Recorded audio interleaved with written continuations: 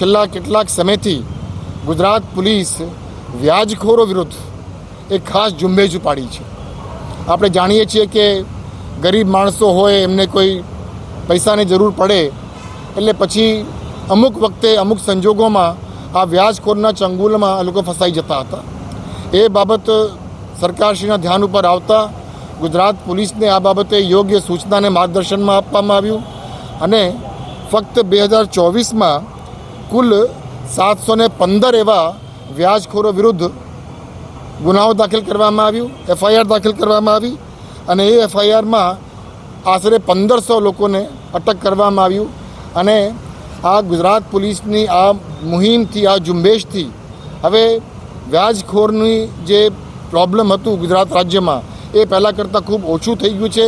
એ આપ સૌ એનાથી વિદિત છો. કમ્યુનિટી આઉટરીચ પ્રોગ્રામ ઉપરાંત એ ખૂબ મહત્ત્વની બાબત છે અને એ છે સાયબર ફ્રોડ અને સાયબર ક્રાઇમ. આજે સાયબર ક્રાઇમના વિષય ઉપર વરિષ્ઠ અધિકારીઓ સાથે ખૂબ ઊંડાણથી ચર્ચાઓ થઈ, મંથન થઈ અને એમાં કેમ ગુજરાત પોલીસ વધુ પરિણામલક્ષી કામગીરી કરી શકે તે બાબતે ચર્ચાઓ કરવામાં આવી. આ તબક્કે હું ખાસ આ પ્રેસ કોન્ફરન્સના માધ્યમથી મને જે લોકો અત્યારે સાંભળી રહ્યા છે એ બધાને એક સંદેશ આપવા માગું છું. પોલીસ તરફથી સાયબર ક્રાઇમ જ્યારે પણ બનતા હોય છે, સાયબર ક્રાઇમમાં તમે આજે ડિજિટલ અરેસ્ટની ખૂબ વાત સાંભળો છો.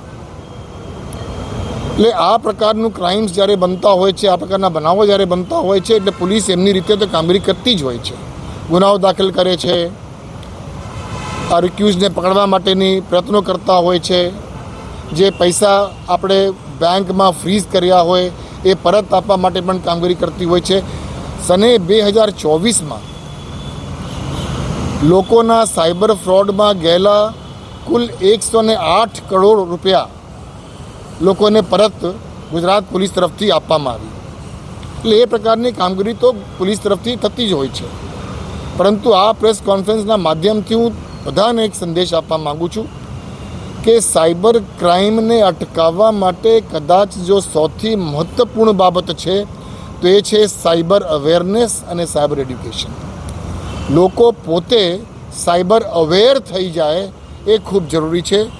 જ્યારે પણ આપણે સાયબર સ્પેસમાં હોઈએ, જ્યારે આપણે નેટનો ઉપયોગ કરતા હોઈએ, જ્યારે કોઈ પણ વિડીયો કોલ આવે, કોઈ ફોન કોલ આવે, કોઈ SMS આવે, કોઈ વોટ્સએપ આવે, કોઈ લિંક આવી જાય, એમાં ખૂબ કાળજીપૂર્વક અને ખૂબ એલર્ટ રહીને કામગીરી કરવાની જરૂર છે. આપણે જાણીએ છીએ કે મોટા ભાગે જે લોકો સાયબર ક્રાઇમના વિક્ટીમ બનતા હોય છે એ એટલા માટે બનતા હોય છે કે એમને કંઈક નાની મોટી કંઈક જગ્યાએ કોઈ ભૂલ કરી હોય, એમનો એલર્ટનેસ લેવલ થોડુંક ઓછું થઈ ગયું હોય અને એના કારણે એ કોઈ ખોટી લિંકમાં એને ક્લિક કરી હોય અથવા વિડીયો ચેટ કરી હોય અથવા OTP શેર કર્યા હોય, એ પ્રકારની અલગ અલગ ભૂલ થવાના કારણે જ આ સાયબર ફ્રોડ થતી હોય છે. એટલે સાયબર ફ્રોડની લડાઈને જીતવા માટે એ સાયબર અવેરનેસ ખૂબ મહત્ત્વપૂર્ણ છે. એ પછી સિનિયર સિટીઝન્સની બાબત હોય, મહિલાઓની બાબત હોય, યંગ ગર્લ્સની બાબત હોય, સ્ટુડન્ટ્સની બાબત હોય, એ તમામ લોકોને સાયબર અવેરનેસ અને સાયબર એજ્યુકેશન ઉપર ખાસ મહત્ત્વ આપવાની જરૂર છે.